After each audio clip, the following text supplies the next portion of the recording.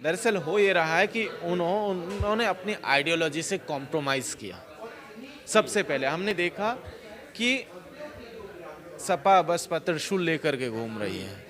परशुराम जयंती के दिन बिहार में माफ़ी मांगी जा रही है और कहा जा रहा है कि हमने गलती की है, हमें अब सुधारने की ज़रूरत।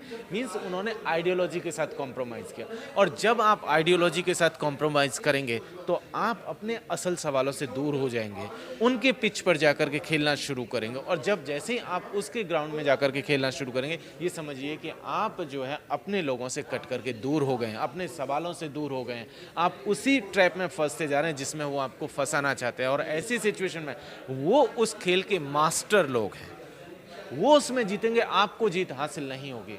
आप राम के खिलाफ कृष्ण को खड़ा करके लड़ाई नहीं जीत सकते हैं, आप राम के खिलाफ परशुराम को खड़ा करके लड़ाई नहीं जीत सकते हैं, आप त्रिशूल के जरिए जो है, परसे के जरिए लड़ाई नहीं जीत सकते हैं, क्योंकि वो उसका कोर एरिया है, वो उसका स्पेशलाइज्ड एरिया है, वहाँ उसका ग्राउंड है, उसके नियम तय हैं।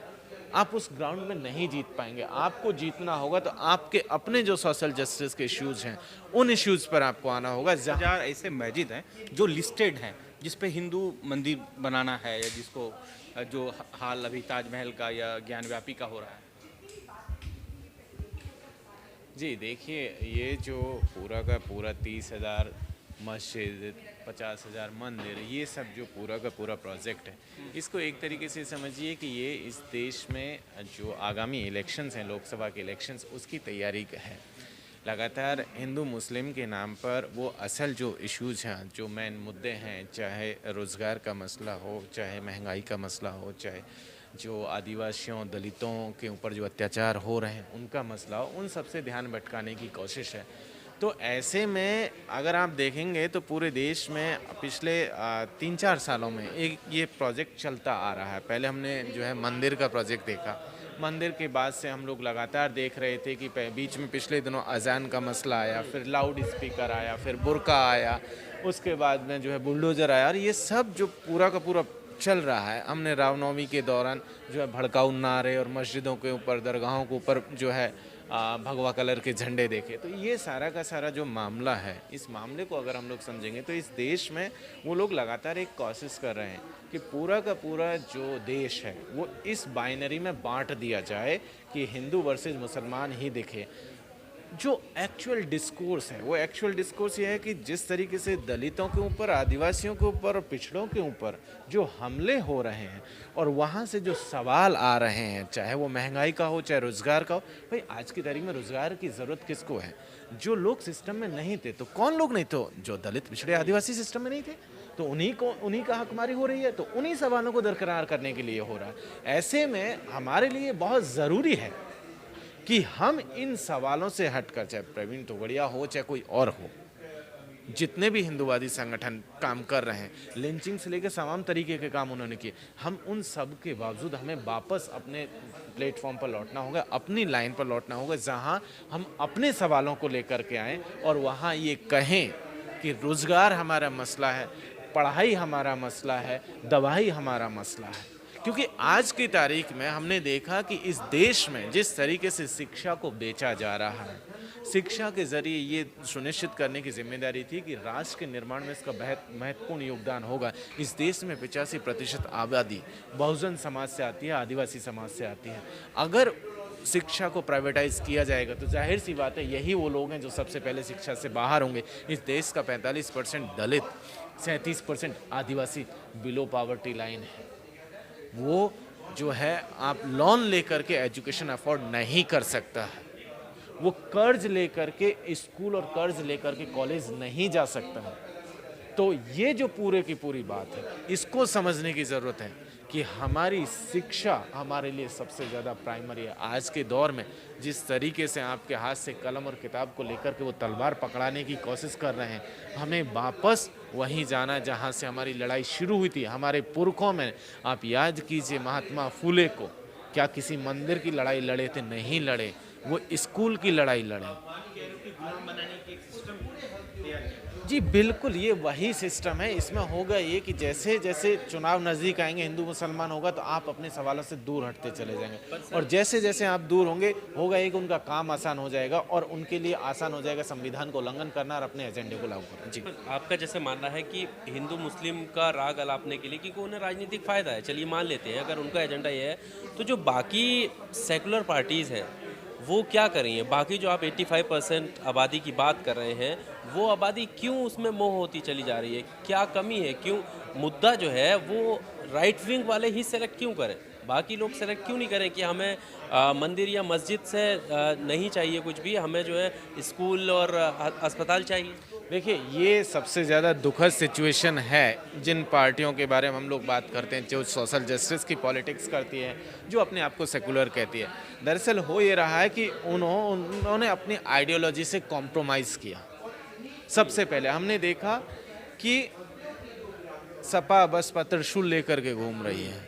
परशुराम जयंती के दिन बिहार में माफ़ी मांगी जा रही है और कहा जा रहा है कि हमने गलती की है, हमें अब सुधारने की ज़रूरत। मीन्स उन्होंने आइडियोलॉजी के साथ कॉम्प्रोमाइज़ किया, और जब आप आइडियोलॉजी के साथ कॉम्प्रोमाइज़ करेंगे तो आप अपने असल सवालों से दूर हो जाएंगे, उनके पिच पर जाकर के खेलना शुरू करेंगे, और जब जैसे ही आप उसके ग्राउंड में जाकर के खेलना शुरू करेंगे, ये समझिए कि आप जो है अपने लोगों से कट करके दूर हो गए हैं, अपने सवालों से दूर हो गए हैं। आप उसी ट्रैप में फंसते जा रहे हैं जिसमें वो आपको फंसाना चाहते हैं, और ऐसी सिचुएशन में वो उस खेल के मास्टर लोग हैं, वो उसमें जीतेंगे, आपको जीत हासिल नहीं होगी।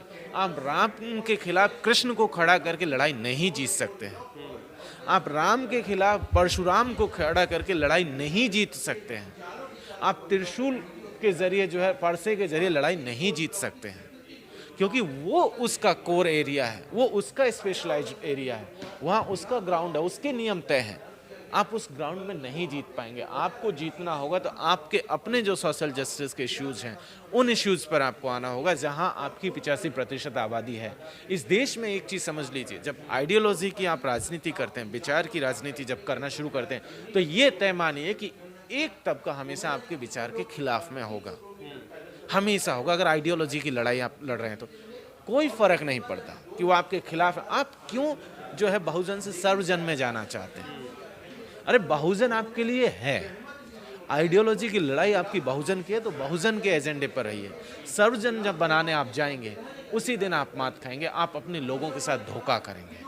क्या आप इस बात से सहमति रखते हैं कि मुस्लिम, आदिवासी या जो पिछड़े लोग हैं, उनको राजनीतिक अछूत बनाने में इन सेकुलर पार्टीज़ का भी हाथ है, क्योंकि ये नाम लेना नहीं चाहते? पिछले जो अभी इलेक्शन हुए हैं उसमें मुस्लिम का नाम लेने से भी जो नेता हैं वो मंचों से कतराते थे, मुस्लिम जो लीडर हैं उनको पीछे धकेलते थे। जी बिल्कुल, इनका रोल है। इन्होंने दरअसल हमारे सवालों को पीछे ढकेला। आप एक चीज़ सोचिए, इसी देश में तमिलनाडु में एक मॉडल दिया जा रहा है। कहा जा रहा है कि पुजारी जो है, मंदिर का पुजारी किसी जाति विशेष का नहीं होगा, उसके लिए एग्ज़ाम होंगी, आप क्वालिफाई करेंगे, किसी भी जाति को आपको पुजारी नियुक्त किया जाएगा। नीट में जब ओबीसी रिजर्वेशन की बात आई तो सबसे पहले तमिलनाडु से बात उठी कि हम ओबीसी का जो हक है वो नहीं खाने देंगे किसी को भी। जब ईडब्ल्यूएस के रिजर्वेशन की बात आई तो तमिलनाडु की सरकार ने कहा कि हमारे यहाँ पर 3% आबादी है, हम 10% रिजर्वेशन नहीं देंगे। ये इसी देश में हो रहा है, एक मॉडल है। उन्होंने कहा कि हाँ, हम पेरियार के वारिस हैं, हम पेरियार की लेगेसी को लेकर के चलते हैं, और पेरियार को मुझे नहीं लगता कि समझाने की ज़रूरत है किसी भी व्यक्ति को कि पेरियार क्या बात कर रहे थे, कौन सी लड़ाई लड़ रहे थे। ऐसे में वो लोगों ने अपनी ज़मीनें आज तक बचाई हुई है और वो लगातार बचा रहे हैं। वो लगातार अपने सिर्फ रीजनल मसले में नहीं, वो इस देश की जो गवर्नमेंट है, जो यूनियन गवर्नमेंट है, उससे भी अपनी लड़ाई लड़ रहे हैं, लगातार लड़ रहे हैं, और वो अपनी पॉलिटिक्स कर रहे हैं। उन्होंने अपनी पिच बनाई हुई है, लिहाजा वहाँ पर कभी भी कम्युनल एजेंडा जो है सक्सेसफुल नहीं हो पाता है। और यही खूबसूरती है। इसीलिए ज़रूरी है कि हमारे लोग जो नॉर्थ इंडिया में राजनीति कर रहे हैं, जो सामाजिक न्याय की राजनीति कर रहे हैं, उन्हें जो है स्टालिन से सीखने की ज़रूरत है, उनकी पॉलिसीज से सीखने की ज़रूरत है, और तभी जा कर के हम लोग जो हैं अपने लोगों का हक और हुकूक जो है सुनिश्चित कर सकते हैं। जी, संघ की शक्ति प्रदर्शन होगा, आरएसएस का शक्ति प्रदर्शन होगा, जिसके बाद जो है हो सकता है प्रेसिडेंट जो है मोहन भागवत को भी तय किया, जैसी तमाम बातें चल रही है सर, इसको कैसे देख रहे हैं? ये हाइपोथेटिकल क्वेश्चन है, नहीं, इसका क्योंकि सर सर इस सवाल में मैं एक चीज़ और जोड़ना चाहता हूँ, जो अभी चीज़ें चल रही हैं और जिन पर कोर्ट में सुनवाई भी चलती है। जब ये पिछले दशक की हम बात करें, जब ये बातें होती थी तो सब हंसी का पात्र इसको मानते थे, ताजमहल को मंदिर बता देना, और आज उन चीज़ों पर चल रही है, वही सवाल इनका है। नहीं, देखिए ये सब चीज़ें हैं, आज की तारीख में वो डिस्कोर्स तैयार कर सकते हैं, कर रहे हैं लगातार, क्योंकि पूरा मैकेनिज्म उनके पास है, तो वो डिस्कोर्स तैयार करेंगे। हमारे लिए क्या ज़रूरी है? हमारे लिए ज़रूरी है कि हम इस देश के संविधान पर टिके रहें, संविधान के बताए रास्ते पर टिके रहें, और तभी जा कर के अगर हम लोग संविधान के रास्ते से भटकेंगे तो उनका जो मंसूबा है वो मंसूबा साकार हो जाए। इसीलिए मुझे यही कहना है कि अगर हम संविधान और हमारे जो पुरखों का जो सपना था, जो संविधान की स्पिरिट है, उस स्पिरिट पर, उस सपने पर टिके रहे तो ये लोग कभी जो है सफल नहीं हो पाए। जी, एक सवाल और मेरा, क्योंकि आप दिल्ली यूनिवर्सिटी से आते हैं, प्रोफेसर रतन लाल जी के ऊपर जो है कार्रवाई हुई, क्योंकि उन्होंने एक ट्वीट किया था जो कि मस्जिद का मामला था। आप इस तरह कार्रवाई को लेकर कैसे देखते हैं ऐसे में, जबकि वो जांच का विषय है और उस पर जो है जांच चल रही है, कोर्ट के अभी कोई ऐसा आदेश भी आया नहीं। देखिए आज की तारीख में जो बहुजन इंटेलेक्चुअल्स हैं, जो लोग सामाजिक न्याय की राजनीति करते हैं, बहुजन वैचारिकी की बात कर रहे हैं, उनको क्रश करने की लगातार कोशिश कर रही है। वो लगातार उनको जो है चुप कराने की कोशिश कर रहे हैं, ताकि डिसेंट की जो वॉइसेस हैं, जो काउंटर नरेशन है, वो तैयार ना हो सके। और उसी में जो है ये पूरा का पूरा प्रोजेक्ट था, जिसे ये समझिए कि जितनी निंदा की जाए उतनी कम है। हम इसकी निंदा करते हैं और समझिए कि कानून ने अपना काम किया और उन्हें बताया कि देखिए ऐसा है, 130 करोड़ लोगों की 130 करोड़ भावनाएं हैं। आप किसी इंडिविजुअल की भावना को इस तरीके से, कम्युनिटी की भावना के ऊपर जो है वो नहीं साबित कर सकते, कि वो उसके ऊपर थोप नहीं सकते हैं। तो इसलिए हमें कानून में पूरा भरोसा रखते हुए यही है कि कानून ने अपना काम किया और ये हम सब की जीत है, और उसी तरीके से इसको देखा जाना चाहिए। जैसे जैसे इस देश की सरकारें इस तरीके से डिसेंट की वॉइसेस को क्रश करने की कोशिश करेगी, लोग इसी तरीके से सड़कों पर आएंगे, संविधान के रास्ते पर आगे बढ़ेंगे और अपने लिए न्याय लेकर के। जी,